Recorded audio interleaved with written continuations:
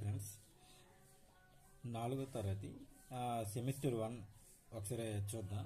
Science అనేది ఏవో ఉన్నాయో ఒకసారి లెసన్ చూసుకుంటే సెమిస్టర్ 1లో కుటుంబం, హరిత ప్రపంచం, మన చుట్టూ ఉన్న జంతువులు, జ్ఞానేంద్రియాలు, మనం తినే ఆహారం, నీరు, మొత్తం 6 టాపిక్స్ అనేది ఇవ్వడం జరిగింది.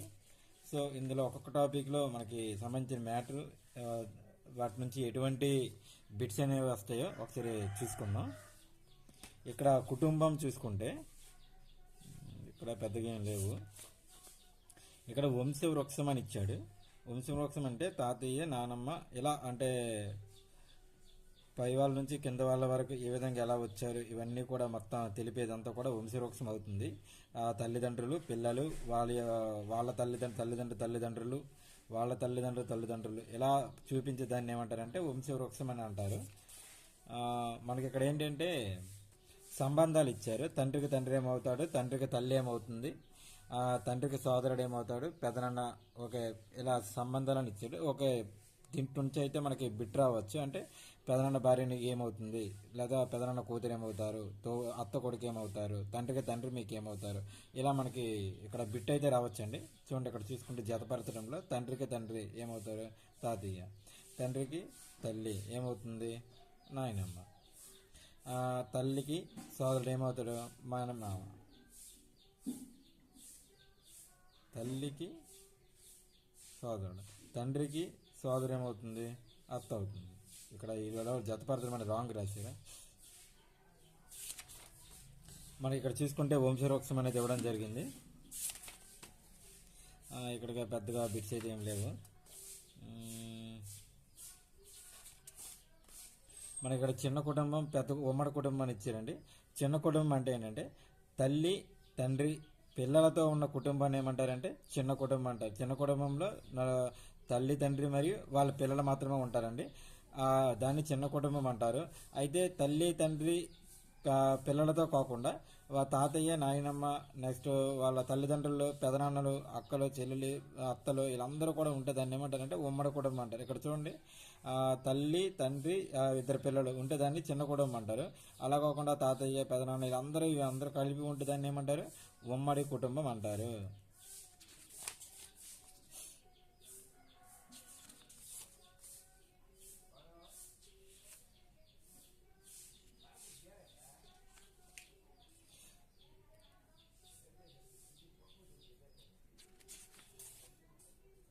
ఇక్కడ ఫైనల్ లాస్ట్లో ఇచ్చుకోండి, మనం ఏం నేర్చుకున్నాం ఈ పాఠం నుంచి. తల్లి, తండ్రి, పిల్లలు మాత్రం ఉంటే కుటుంబాన్ని చిన్న కుటుంబం అంటారు. అలా కాకుండా అందరూ కలిసి ఉంటే దాన్ని ఏమంటారు, ఉమ్మడి కుటుంబం అంటారు. నెక్స్ట్ 2వ పాఠం చూసుకుంటే హరిత ప్రపంచం.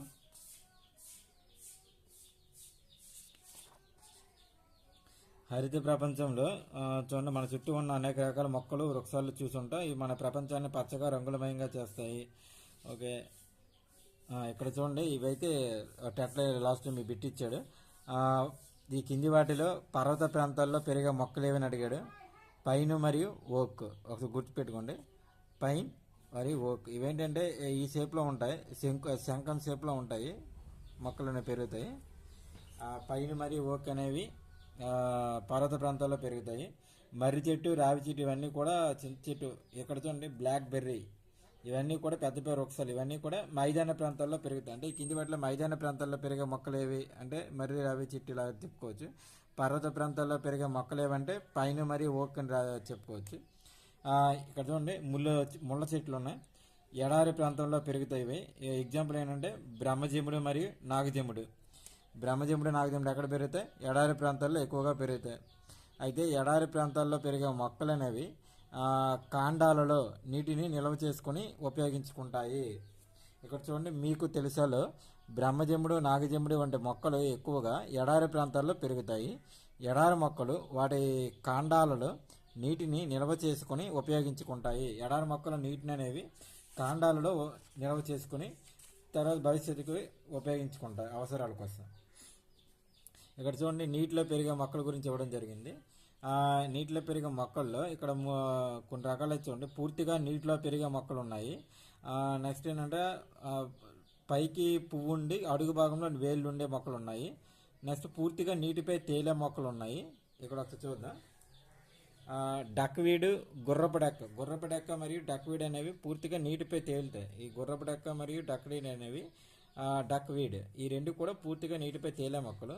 కలువ పువ్వు, తామర పువ్వు ఏంటంటే ఈ మొక్కలు వేర్లు అనేవి అడుగు భాగంలో పాతుకొని ఉంటాయి. ఇవి అనేవి పైకి ఉంటాయి, నీటిపైకి. పువ్వులు అనేవి నీటిపైకి ఉండి వేర్లు అనేవి నీటిలో ఉంటాయి. ఇక్కడ చూడండి హైడ్రిల్లా టేప్ గ్రాస్. ఈ మొక్కలు ఏంటంటే నీటి లోపల పెరుగుతాయి. ఈ కింది వాటిలో నీటి లోపల పెరిగే మొక్కలు ఏవేనంటే హైడ్రిల్లా మరియు టేప్ గ్రాస్. చూడండి బిట్టలు అయితే వస్తాయి. చూడండి హైడ్రిల్లా మరియు టేప్ గ్రాస్ అనేవి నీటి లోపల పెరుగుతాయి. ఇంకోటి ఏంటంటే బురద లేదా చిత్తడి నేలల్లో పెరిగే మొక్కలు ఏమంటారు? మడ అడవులు, మడ చెట్లు. ఇవేంటంటే బురద నేలలు మరియు చెట్లు, అంటే సముద్రము మరియు సముద్ర అంచుల్లో పెరుగుతాయి. చూడండి ఇప్పుడు మనకి నదులు సముద్రాలు కలిసే చోటుల్లో ఈ చెట్లు ఎక్కువగా ఈ మడ అడవులు అనేవి పెరుగుతాయి. మనకి చూడండి నీటిపై తేలే మొక్కలేవి డక్వీడు, గుర్రపు డెక్క. కలువ మరియు తామర మొక్కలు అయితే సరస్సుల అడుగు భాగంలో వేళ్ళు అనేవి పాతుకుని ఉంటాయి. నీటిలో లోపల పెరిగే మొక్కలే పూర్తిగా అంటే హైడ్రిల్లా మరియు టేప్ గ్రాస్. మడ అడవులు ఏంటంటే బురద మరియు చిత్తడి నేలల్లో కింద పెరిగే మొక్కలు ఏమంటే మడ అడవులు. మనకి ఇక్కడ చూడండి మొక్కలు అనేవి ఇక్కడ అలా కూడా చిన్న టెట్ట కాబట్టి సింపుల్గానే బిట్స్ ఉంటాయి కాబట్టి ఇవి కూడా బిట్గా రావచ్చు. మొక్కను ఎన్ని వ్యవస్థలుగా విడదీయవచ్చు? 2. అవేంటి? వేరు వ్యవస్థ మరియు కాండ వ్యవస్థ. కాండ అంటే ప్రకాండ వ్యవస్థ, వేరు వ్యవస్థ మరియు ప్రకాండ వ్యవస్థ. నేలకు పైన పెరిగే మొక్క భాగాన్ని ఏమంటారు? ప్రకాండ వ్యవస్థ. నేల లోపల పెరిగే భాగాన్ని వేరు వ్యవస్థ అంటారు. ఇప్పుడు చూసుకుంటే మొక్కను 2 వ్యవస్థలుగా విడదీస్తే నేలకు పైన ఉండేదానిని ప్రకాండ వ్యవస్థని, నేల లోపల ఉండేదానిని వేరు వ్యవస్థని అంటాము. ఇక్కడ మనం చూసుకోవచ్చు ఈ కింద భాగాన్ని ఇది నేల అనుకుంటే ఈ కింద ఉండేదాన్ని వేరు వ్యవస్థ అంటారు. ఈ పై ఉన్న భాగాన్ని ప్రకాండ వ్యవస్థ అని అంటారు. ఇక్కడ కొన్ని మొక్కలు వేర్లలో ఆహారాన్ని నిల్వ చేసుకుంటాయి.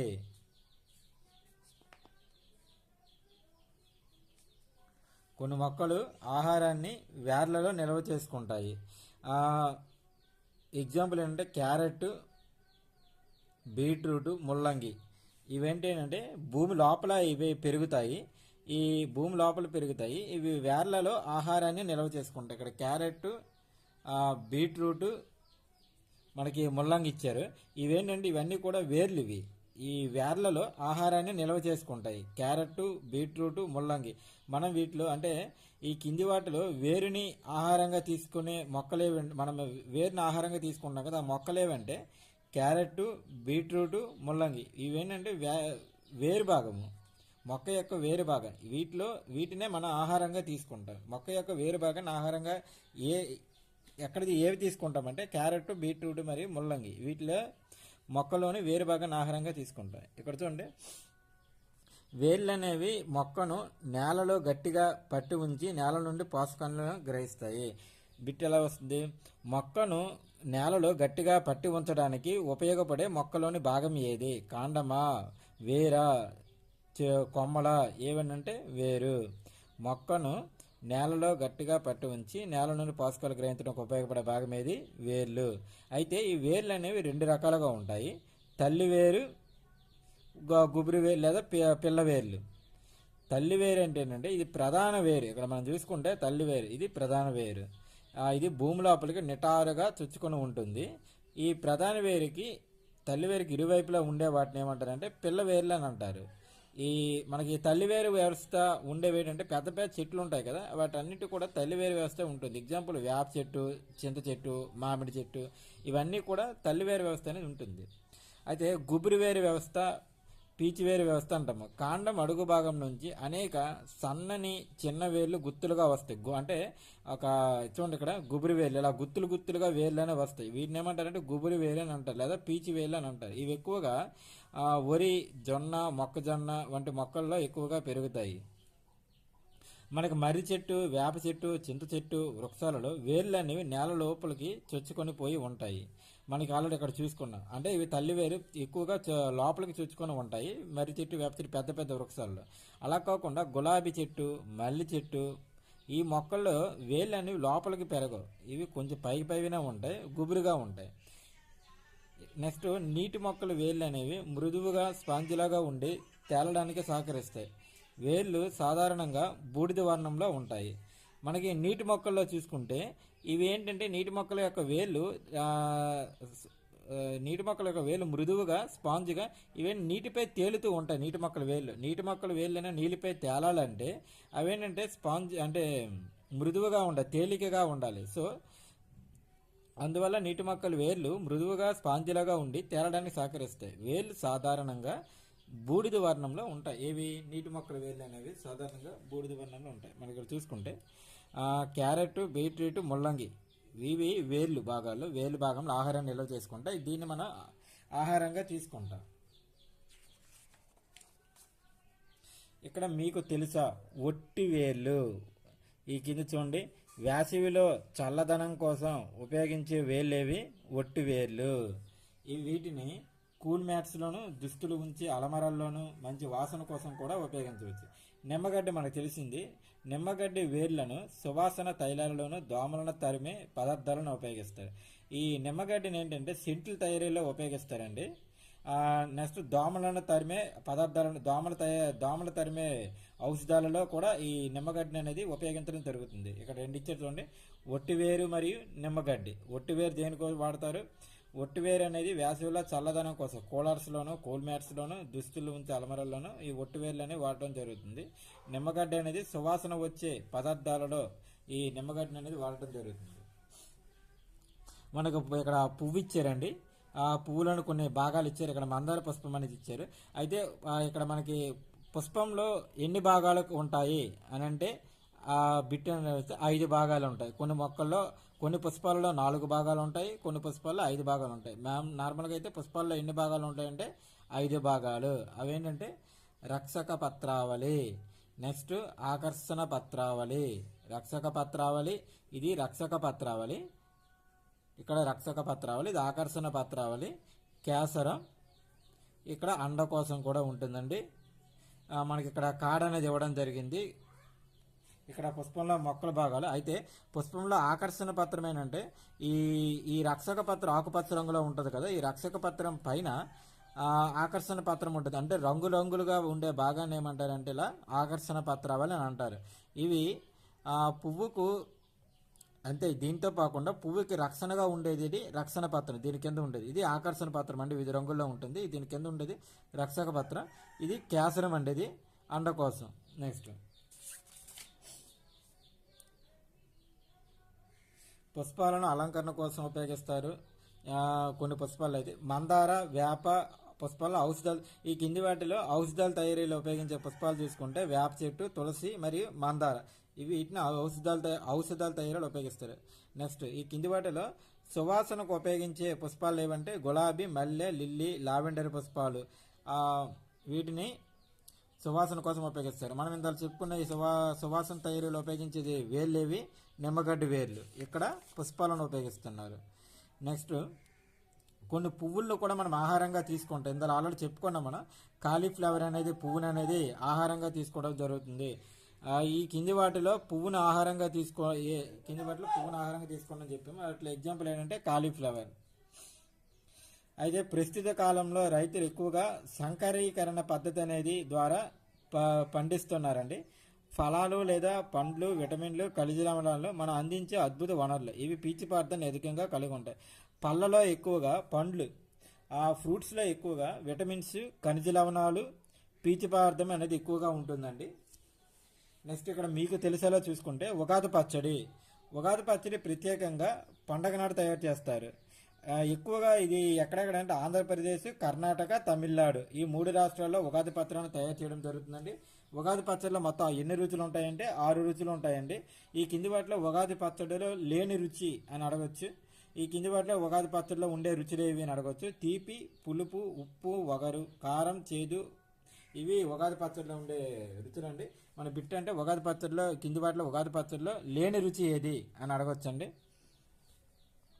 అయితే ఉగాది పచ్చడిలో చూసుకుంటే మనకి ఎక్కడెక్కడంటే ఆంధ్రప్రదేశ్, తమిళనాడు, కర్ణాటకలో ఉగాది పండుగ చేయడం జరుగుతుందండి.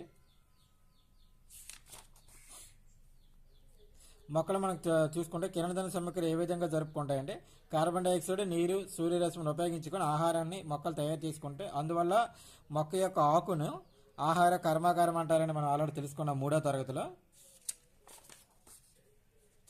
ఇక్కడ ఈ పాఠం ద్వారా మనం ఏం నేర్చుకున్నాం? వేరు వ్యవస్థ, ప్రకాండ వేరు వ్యవస్థ, ప్రకాండ వ్యవస్థ, వేరు వ్యవస్థ, నెక్స్ట్ తల్లి వేరు, పీచు వేరు ఇలా నేర్చుకున్నాం. 3వ పాఠం చూసుకుంటే మనం చుట్టూ ఉండే జంతువులు. ఇక్కడ మనకి కొన్ని పక్షులు అయితే ఇవ్వడం జరిగింది. నెక్స్ట్ జంతువులు అయితే ఇక్కడైతే బిట్స్ అయితే ఇవ్వడానికి పెద్దగా ఏం లేదు. ఇక్కడ మనం చూసుకుంటే శిశోత్పాదకాలు మరియు అండోత్పాదకాలు అనే 2 ఇవ్వడం జరిగిందండి. శిశోత్పాదకాలు చూసుకుంటే ఏ జంతువుల చెవులు అయితే బయటకు కనిపిస్తాయో అలాగే చర్మంపై వెంట్రుకలు ఉంటాయో ఆ జంతువులు పిల్లలకు జన్మనిస్తాయి. సో వాటిని శిశోత్పాదకాలు అంటారు. చూడండి, ఏ జంతువుల చెవులు అయితే బయటకు కనిపిస్తాయో అలాగే చర్మంపై వెంట్రుకలు ఉంటాయో ఆ జంతువులు అనేవి పిల్లలకు జన్మనిస్తాయి. అంటే పిల్లలకు అంట డైరెక్ట్ గుడ్లు పెట్టకుండా, అందువల్ల వాటిని శిశోత్పాదకాలు అంటారు. నెక్స్ట్ చూసుకుంటే ఏ జంతువుల చెవులు అయితే బయటికి కనిపించవో అలాగే చర్మంపై వెంట్రుకలు ఉండవో ఆ జంతువులను జంతువులు అనేవి గుడ్లు పెట్టి వాటిని పొదిగి పిల్లలకు జన్మనిస్తాయి. అందువల్ల అండోత్పాదకాలు అంటే ఇక్కడ చూసుకుంటే గుడ్లు పెట్టే వాటిని అండోత్పాదకాలని, పిల్లలకు జన్మనిచ్చే వాటిని శిశోత్పాదకాలు అని అంటారు. అయితే శిశోత్పాదకాలు అనేవి ఎలా ఉంటాయి? వాటికి చెవులు అనేవి బయటికి కనిపిస్తాయి, చర్మంపై వెంట్రుకలు ఉంటాయి. అయితే అండోత్పాదకాలు అనేవి చెవులు అనేవి బయటికి కనిపించవు, చర్మంపై వెంట్రుకలు ఉండవు అండోత్పాదకాలకి. ఇక్కడ మనం చూసుకుంటే డాల్ఫిన్లు అనేవి పిల్లలకని పాలిచ్చి పెంచుతాయి. ఆ డాల్ఫిన్ అనేది ఒక క్షీరదం అయినప్పటికీ కూడా దీని చెవులు యాక్చువల్ ఇక్కడ మనం ఏం చెప్పాం? ఇవి పిల్లలకని పాలిస్తా అంటే శిశోత్పాదకాలు. కానీ శిశోత్పాదకాలకి చెవులు అనేవి బయటకు కనిపించాలి, కానీ ఇక్కడ డాల్ఫిన్ కానీ చెవులు అనేవి బయటకు కనిపించవు. కాబట్టి అయినప్పటికీ కూడా డాల్ఫిన్లు అనేవి శిశోత్పాదకాలు. అంటే కింది వాటిలో శిశోత్పాదక జీవి చూసుకుంటే డాల్ఫిన్స్ శిశోత్పాదకాలు. ఇక్కడ డాల్ఫిన్స్, నెక్స్ట్ నీలి తిమింగలం ఉంటాయి, షార్క్స్ ఉంటాయి కదా, ఇవన్నీ కూడా శిశోత్పాదకాలు అండి. ఇక్కడ మనం చూసుకుంటే శాకాహారులు, మాంసాహారులు, ఉభయ ఆహారాలను ఇవ్వడం జరిగింది. ఆ మొక్కలను ఆహారంగా తీసుకున్న వాటిని శాకాహారులని, ఎగ్జాంపుల్ గేదె, మేక, జింక ఇవన్నీ. మాంసాహారులు అంటే జంతువులను ఆహారంగా తీసుకునేవి మాంసాహారులు అంటారు. ఉదాహరణ పిల్లి, కుక్క, సింహం ఇవన్నీ కూడా మాంసాహారులు అండి. ఉభయ ఆహారాలు అంటే శాకాహారాన్ని, మాంసాహారాన్ని రెండింటిగా తీసుకునే వాటిని ఉభయ ఆహారాలు అంటారు. ఎగ్జాంపుల్ ఇక్కడ మనం చూసుకుంటే ఎలుగుబంటి అనేది ఇవ్వడం జరిగింది. ఇక్కడ టేబుల్ ఇక్కడ బొమ్మలు కూడా ఇవ్వడం జరిగింది. వీటిలో శాకాహారులు ఏవి, మాంసాహారులు ఏవని. నెక్స్ట్ పక్షుల ఇక్కడ చూడండి, మీకు తెలుసాలో ముక్కులు పక్షుల యొక్క దవడలు. అంటే పక్షికి ముందుగా ముక్కు ఉంటుంది కదా, ఆ ముక్కు అనేది ఏంటంటే పక్షి యొక్క దవడ అంటారండి. దీనిని పక్షి యొక్క దవడ. ఇక్కడ మనకు ఇక్కడ చూడండి, ఇవి మనకి పక్షుల యొక్క కాలి గోళ్ళు అనేవి తమను తాము రక్షించుకోవడానికి ఆహారంపై ఆధారపడ అంటే పక్షుల యొక్క కాలి గోళ్ళ ఆకారము పాదం. ఇక్కడ మనం చూడండి, పక్షుల యొక్క పాదం మరియు కాలిగోళ్ళ ఆకారము అవి తీసుకునే ఆహారంపై ఆధారపడి ఉంటాయి. పక్షుల యొక్క పాదం మరియు కాలిగోళ్ళ యొక్క ఆకారం అనేది అవి తీసుకునే ఆహారంపై ఆధారపడి ఉంటుంది. నెక్స్ట్ పక్షుల రకరకాలైన గూళ్ళను కట్టుకుంటాయి. అవి గుడ్లు పెట్టే సమయానికి ముందుగా గూళ్ళను కట్టుకుంటాయి. సాధారణంగా మగ పక్షులు గూళ్ళు కడతాయి. ఏ పక్షులు గూళ్ళు కడతాయి? మగ పక్షులు. ఆడపక్షులు గూళ్ళలో గుడ్లు పెడతాయి. మనకు చూడండి, పక్షుల్లో మగ పక్షులు గూళ్ళు కడతాయండి, ఆడపక్షులు గూళ్ళలో గుడ్లు పెడతాయి. మనకి ఇక్కడ చూడండి, గిజిగాడు తన గూడును ఆకులు, గడ్డి, కొమ్మలు, వేర్లతో అల్లుకుంటుంది. ఇక్కడ మనకి టైలర్ బర్డ్ అని ఇచ్చారండి. టైలర్ బర్డ్ పక్షి అనేది చెట్టు ఆకులను కుట్టి గూడుగా చేస్తుంది. ఈ కింది వాటిలో గ్రద్ద తన గూడును పొడవైన పుల్లలు, గడ్డి, చెట్లు కొమ్మలతో, రాతి శిఖరాలపైన లేదా ఎత్తైన చెట్లపైన గూడును కట్టుకుంటుంది. ఏది? గెద్ద కొండల మీద లేదా పెద్ద పెద్ద చెట్లు, ఎత్తుగా ఉండే చెట్ల మీద చివార్ల గెద్ద అనేది గూడును కట్టుకుంటుందండి. ఇక్కడ పులులు, సింహాలు అనేవి గుహలలో లేక పొదల్లో ఉంటాయి. కుందేలు బొరియల్లో నివసిస్తుంది. ఇక్కడ మనం చూసుకుంటే వలస వెళ్ళే పక్షులు చూసుకుంటే ఇక్కడ ఇవ్వడం జరిగిందండి. వలస వెళ్ళే పక్షులు ఏ ఆకారంలో ఎగురుతాయి? వి ఆకారంలో. పక్షులు వలస వెళ్ళేటప్పుడు ఏ ఆకారంలో ఎగురుతాయి? వి ఆకారంలో ఎగురుతాయి. వి ఆకారంలో. అయితే వి ఆకారంలో ఆ వలస వెళ్ళే పక్షులకు సుదూరాలకు ఎగరవలసిన అవసరం ఉంటుంది. ఈ ప్రయాణంలో అవి తమ శక్తిని కోల్పోయే అవకాశం ఉంది. దీనిని నివారించుకోవడానికి వి ఆకారంలో ప్రయాణిస్తాయి. పక్షులు ఎలా ప్రయాణిస్తాయండి? వి ఆకారంలో. మనకి ఇక్కడ చూడండి చీమలు అనేవి ఇవ్వడం జరిగింది. చీమలు అనేవి సమూహాలుగా నివసిస్తాయి. ఈ సమూహాన్ని ఏమంటారంటే కాలనీ అంటాము. చీమలు సమూహాలుగా నివసిస్తాయి. ఈ సమూహాలను ఏమంటారంటే కాలనీ అంటారు. దీంట్లో రాణి చీమ, మగ చీమ, శ్రామిక చీమలు అనేవి ఉంటాయి. చీమల కాలనీలో చీమలలో చూడండి క్రమశిక్షణ, పని విభజన. ఈ కింది వాటిలో క్రమశిక్షణ, పని విభజన కనిపించే జీవులు ఏవంటే చీమలు. చీమలు ఒక రసాయనాన్ని స్రవిస్తాయి. ఆ రసాయనం సహాయంతో ఒక దారిని ఏర్పరిచి ఆహారానికి సంబంధించిన సమాచారాన్ని ఇతర చీమలకు అందిస్తాయి. మనం ఆల్రెడీ తెలుసుకున్న తేనెటీగలు కూడా వాగల్ డ్యాన్స్ ద్వారా ఇతర తేనెటీగలకు ఆహారం ఎక్కడుందో తెలియజేస్తాయని చెప్పాము ఆల్రెడీ. ఇక్కడ ఏనుగులు కూడా గుంపులుగా ఉంటాయండి. ఒక గుంపులో దగ్గరగా 10 నుంచి 12 ఏనుగులు ఉంటాయండి. ఆ వయసులో పెద్ద ఏనుగు అనేది గుంపుకు నాయకత్వం వహిస్తుంది. ఈ విధమైన గుంపులుగా జీవించే ప్రవర్తన ఏనుగులకు రక్షణ ఇస్తుంది.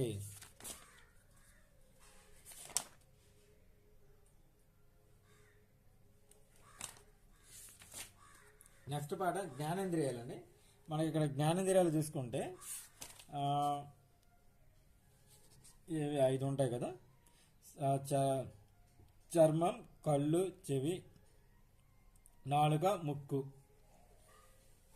ఇవి మనకి జ్ఞానేంద్రియాలు. చూడండి కళ్ళు మనకి చూడడానికి ఉపయోగపడితే, ముక్కు వాసన చూడడానికి, చెవులు వినడానికి ఇలా ఉన్నాయి. నెక్స్ట్ మనకి ఇక్కడ చూసుకుంటే బిట్స్ చూసుకుంటే కంటికి పుస్తకానికి మధ్య ఎన్ని సెంటీమీటర్ల దూరం ఉండాలండి? 30 సెంటీమీటర్లు. అదేవిధంగా కంటికి టీవీకి ఎంత దూరం ఉండాలండి? 6 అడుగుల దూరం ఉండాలి. కంటికి పుస్తకానికి మధ్య ఎంత దూరం ఉండాలి? 30 సెంటీమీటర్లు. అలా కాకుండా కంటికి టీవీకి ఎంత దూరం ఉండాలి? 6 అడుగులు ఉండాలి. మనం ఇక్కడ చూసుకుంటే అంధులు అంటే గుడ్డివారు ఉపయోగించే లిపిని ఏమంటారు? బ్రెయిల్ లిపి అని అంటారు. కంటి చూపు లేని వారిని అంధులు అంటారు. అయితే వారు ప్రత్యేకమైన కర్ర సాయంతో నడవగలరు.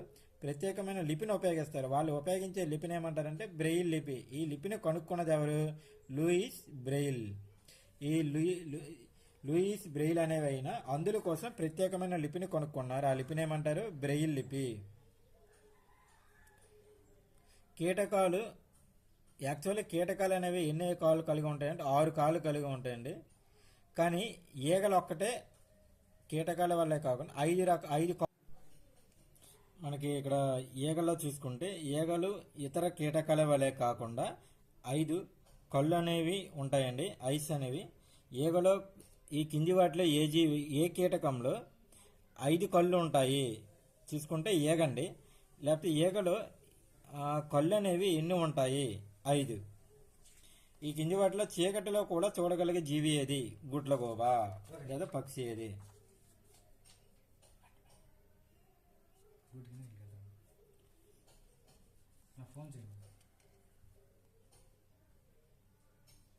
నెక్స్ట్ ఇక్కడ బిట్స్ ఇక్కడ అయితే పెద్దగా ఏం లేవండి. ఇక్కడ చూసుకుంటే ఈ కింది వాటిలో నేరస్తులను గుర్తించడం కోసం దాచి ఉంచిన బాంబులు, ఆయుధాలను కనుగొనడం కోసం పోలీసులు ఉపయోగించే కుక్కలు ఏమంటారంటే స్నిఫర్ కుక్కలు. ఏంటండి? స్నిఫర్ కుక్కలు. పిల్లులు కుక్కలకు బాగా గ్రహణశక్తి అనేది ఎక్కువగా ఉంటుందండి. వీటికి వాసన చూసే శక్తి అనేది ఎక్కువగా ఉంటుంది ఏంటి? పిల్లులకు కుక్కలకు. అందువల్ల వీటిని స్నిఫర్ కుక్కలుగా ఉపయోగిస్తారు. ఏనుగులు 3 కిలోమీటర్ల దూరం నుంచి కూడా నీటి జాడని అనేవి గుర్తించగలవు. చూడండి ఏనుగులు అనేవి 3 కిలోమీటర్ల దూరం నుంచి కూడా నీటి జాడను గుర్తించగలవు. ఇక్కడ మీకు తెలిసేలా కొన్ని బిట్లు ఇచ్చారండి. గుడ్లగూబలు, గబ్బిలాలు వంటి నిశాచార జీవులకు వినికిడి శక్తి చాలా ఎక్కువగా ఉంటుంది. పిల్లులు, క్యాట్స్ చిన్న శబ్దాలను కూడా వినగలవు. ఇక్కడ గుడ్లగూబలు, గబ్బిలాలు అనేవి నిశాచార జీవులను ఇచ్చారండి. నిశాచార జీవులు అంటే ఏంటంటే రాత్రిపూట సంచరించే జీవులను ఏమంటారంటే నిశాచార జీవులు. రాత్రిపూట సంచరించే జీవులు ఏమంటారు? నిశాచార జీవులు. అయితే రాత్రిపూట సంచరించే జీవులకి ఎగ్జాంపుల్ ఏంటి? గుడ్లగోపులు, గబ్బిలాలు. బిట్టు మనకు ఎలా ఇవ్వచ్చు? ఈ కింది వాటి నిశాచార జీవులకు ఉదాహరణ చెప్పండి. ఏంటి? గుడ్లగోపులు మరియు గబ్బిలాలు.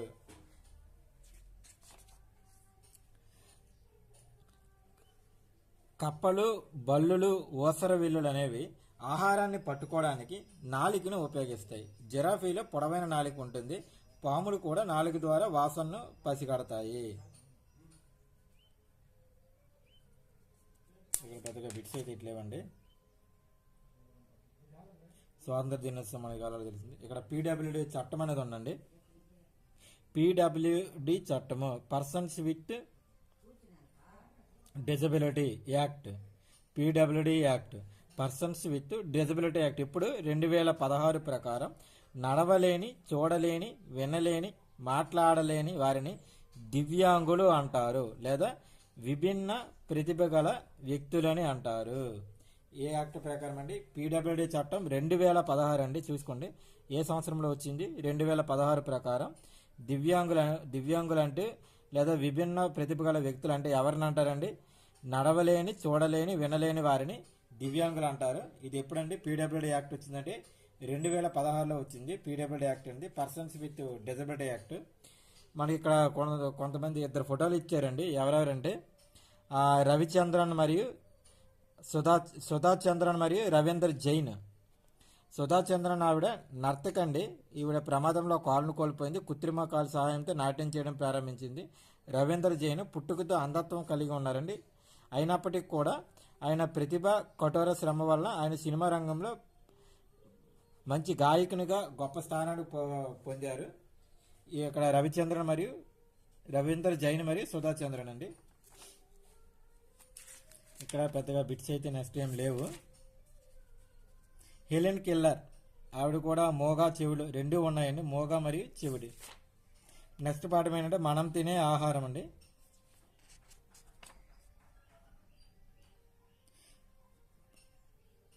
బడిలో మధ్యాహ్నం పూట భోజనం పెడతారు కండి. మధ్యాహ్న భోజనంలో ఏమేమి ఇస్తారండి? గుడ్డు, అన్నం, సాంబారు, చిక్కీ, రైసు, ఒక్కొక్కసారి లెమన్ రైస్ అని కూడా పెట్టడం జరుగుతుందండి. అయితే మధ్యాహ్న భోజనం యొక్క ఉద్దేశం ఏంటంటే పోషక విలువలతో కూడిన మరియు రుచికరమైన మధ్యాహ్న భోజనం ప్రవేశపెట్టమన్నారు. ఎందుకంటే మన పరిసరాలలో పిల్లలు చాలామంది ఏ రోజు కూడా పూర్తి భోజనం తీసుకోరు. ఈ పరిస్థితి కారణం వారి పేదరికం కారణంగా పిల్లలకు సరైన భోజనం అందించలేరు. అటువంటి పిల్లలు ఖాళీ కడుపుతోనే బడికి వస్తుంటారు. కాబట్టి మన ప్రభుత్వం విద్యార్థులందరికీ కూడా ఆరోగ్యకరమైన ఆహారాన్ని అందించాలని నిర్ణయించింది. ఇక్కడ నెక్స్ట్ ఏమైనా బిట్స్ ఉన్నాయంటే ఇక్కడ పెద్దగా లేవండి. ఇక్కడ మనకి చూడండి పచ్చళ్ళు పాడవకుండా ఎక్కువ కాలం పాటు ఏ విధంగా నిల్వ చేస్తారని ఇవ్వడం జరిగింది. పచ్చళ్ళు పాడవకుండా నూనె మరియు ఉప్పు కలుపుతారండి. ఏంటంటే నూనె మరియు ఉప్పు కలుపుతారు. ఇక్కడ కింది వాటిలో ఎండలో ఆరబెట్టి వేటంటే వడియాలు.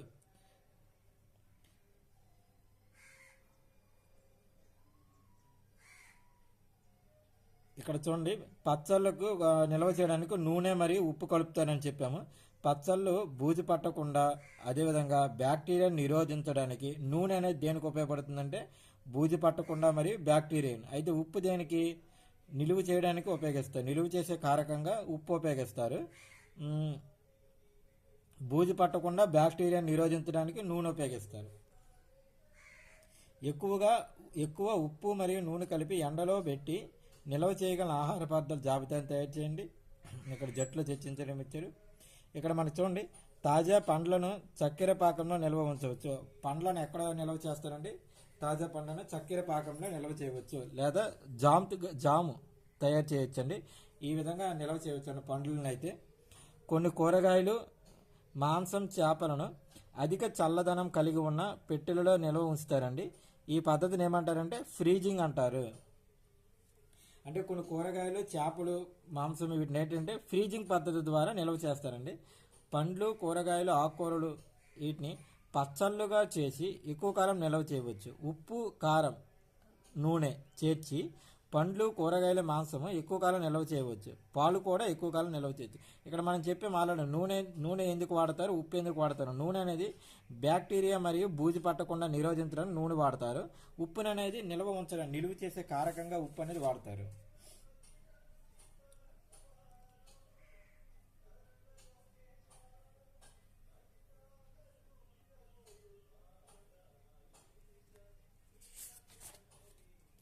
ఇక్కడ మనకి ఇంకా చూసుకుంటే పెద్దగా ఇక్కడ బిట్స్ అయితే ఏమి లేవు.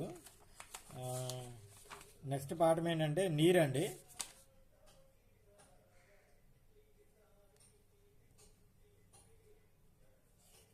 ఇక్కడ చూడండి బుక్కపట్నం మరియు ధర్మవరం చెరువులు అని ఇచ్చారు. ఈ చెరువులు ఏంటంటే కొన్ని చెరువులు కాలువలతో అనుసంధానం చేయబడి వర్షాకాలంలో నీరు ఒక చెరువు నుంచి మరొక చెరువుకు. ఇక్కడ మనకి చెరువుల అనుసంధానం ఎక్కడ ఉందంటే బుక్కాయపట్నం మరియు ధర్మవరంలో చూసుకుంటే ఒక చెరువుకి మరి అనుసంధానం చేసి ఉంటాయండి. నీటి వల్ల కలిగే వ్యాధులు అనేవి ఇక్కడ ఇచ్చారండి. టైఫాయిడ్, కలరా, నీళ్ల విరోచనాలు ఇవి నీటి ద్వారా కలిగే వ్యాధులు. ఈ కింది వాటిలో నీటి ద్వారా కలిగే వ్యాధులు ఏవండి? టైఫాయిడ్, కలరా, నీళ్ల విరోచనాలు.